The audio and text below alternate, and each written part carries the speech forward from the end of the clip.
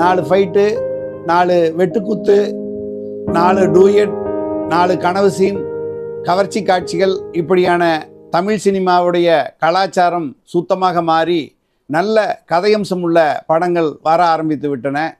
அந்த காலத்து பாசமலர் போல், அந்த காலத்து வீரபாண்டிய கட்டபொம்மன் போல் உரத்த வசனங்கள், மிகைப்படுத்தப்பட்ட காட்சிகள் எல்லாம் இல்லாமல் இன்றைக்கு இயல்பாக மனிதன் எப்படி வாழ்கிறானோ அப்படியான வாழ்க்கையை அப்படியே பிரதிபலிக்கக்கூடிய படைப்புகள் வர ஆரம்பித்து விட்டன. இந்த படைப்புகள் இலக்கியத்தில் மட்டுமே நாம் கண்டு வந்தவை. இப்போது தமிழ் சினிமாவுக்கு அது ஒரு ஆரோக்கியமான வரவாக இருக்கிறது. அந்த அடிப்படையில் தான் சமீபத்தில் வாழை படம் மக்களிடம் மிகப்பெரிய அளவில் பேசப்பட்டது. அதற்கு முந்தைய தங்கலான் இன்னமும் கூடுதலாகவே பேசப்பட்டது. இப்படியான சூழ்நிலையில்தான் இப்போது மெய்யழகன் என்றொரு திரைப்படம் வந்திருக்கிறது. பிரேம்குமார் கதை வசனம் எழுதி வந்த திரைப்படத்தில்